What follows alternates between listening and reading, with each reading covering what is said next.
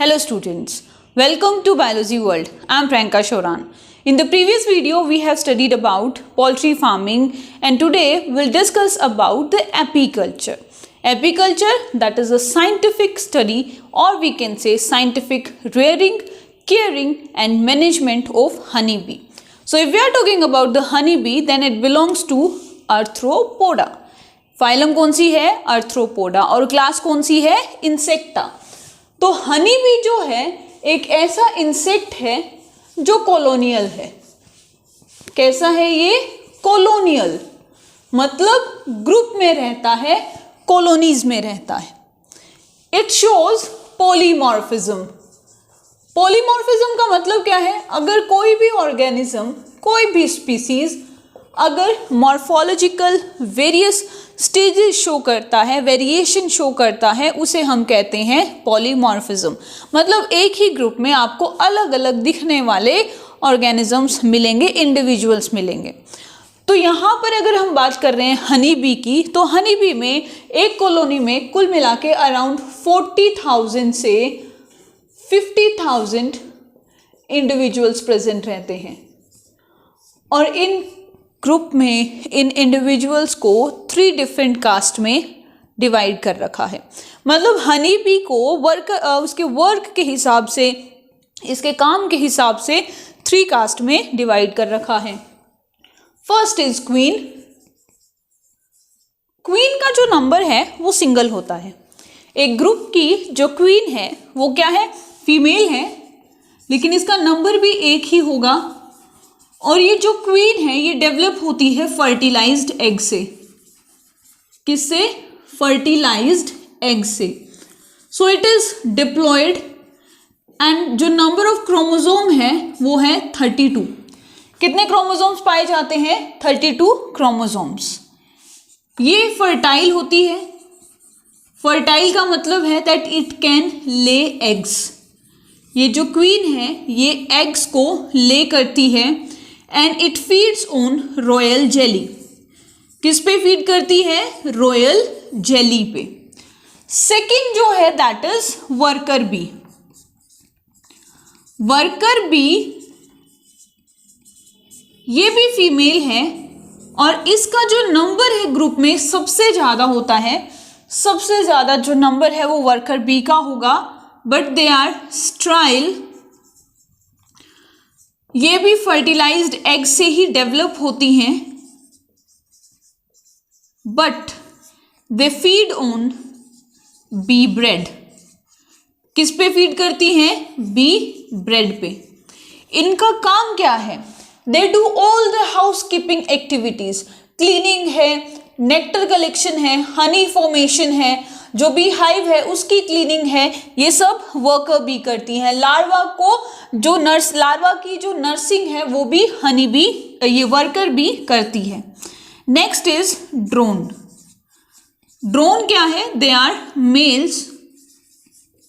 जो honey B में mail जो होगा वो ड्रोन कहलाएगा. It is haploid because it develop from unfertilised egg.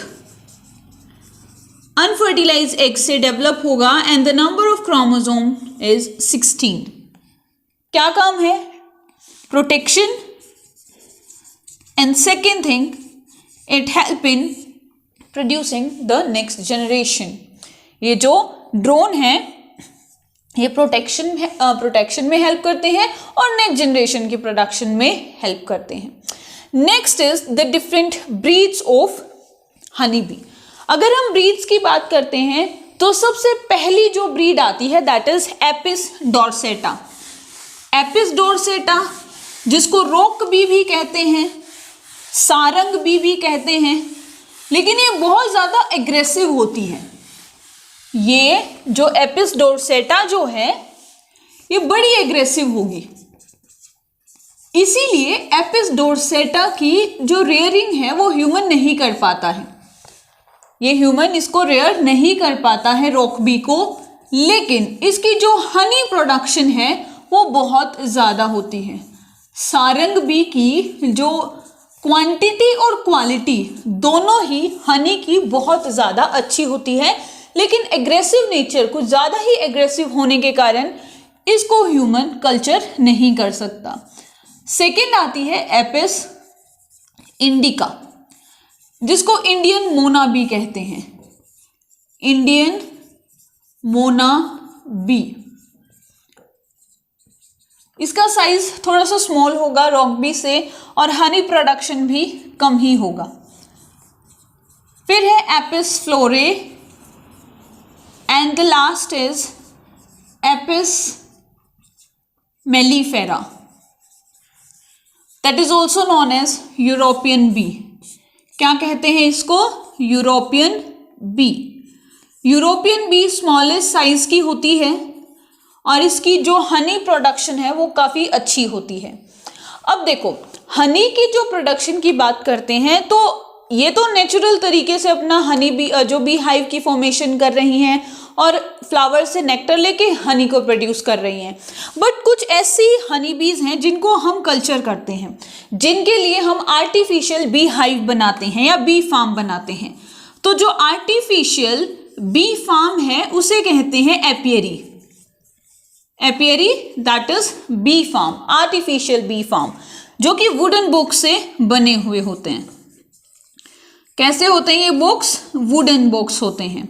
इनके अंदर हनी बीज को कल्चर किया जाता है और ऐसी जगह रखा जाता है जहाँ पे फ्लावर्स प्रेजेंट हो, आसपास के 1-2 किलोमीटर के एरिया में काफ़ी अच्छे फ्लावर्स हों।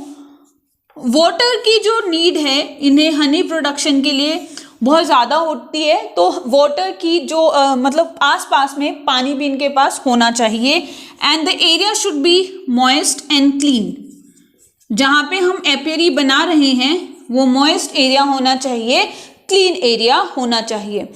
फॉर एग्जाम्पल अगर हम लोग कश्मीर के हनी की बात करें तो वो सबसे बेस्ट क्वालिटी का होता है। क्यों? बिकॉज कश्मीर में सेफ्रन, केसर के प्लांट्स लगाए जाते हैं और जो हनी बी है वो केसर के फ्लावर से नेक्टर लेती है और उस नेक्टर से हनी की फॉर्मेशन करती है, इसीलिए वो हनी बेस्ट क्वालिटी का होता है। नेक्स्ट हम बात करेंगे history of honey bee. Usually एक जो क्वीन है वो अराउंड 2000 एग्स को ले करती है पर डे। ये जो एग्स हैं after 3 days they will develop into larva और इन लार्वा में सबसे पहले जो डेवलप होगा वो होगा वर्कर बी। तो वर्कर बी सबसे पहले डेवलप हो जाएंगी और इनको ऑर्डर दे दिया जाएगा, मतलब कितने दिन के बाद? आफ्टर 5 days वर्कर बी बनेगी and they will be order to collect at least 450 gram of honey. एक वर्कर बी को कहा जाएगा that you have to collect 450 gram of honey. Next जो ड्रोन जो है, ड्रोन को क्या किया जाता है, मतलब ड्रोन का जो लार्वा है उसको सेपरेट ऐसे एरिया में रखा जाता है जिसका डायामीटर ज़्यादा हो। बी हाइव की सेल जिसका डायामीटर ज़्यादा होगा वहाँ पर ड्रोन को रखा जाएगा।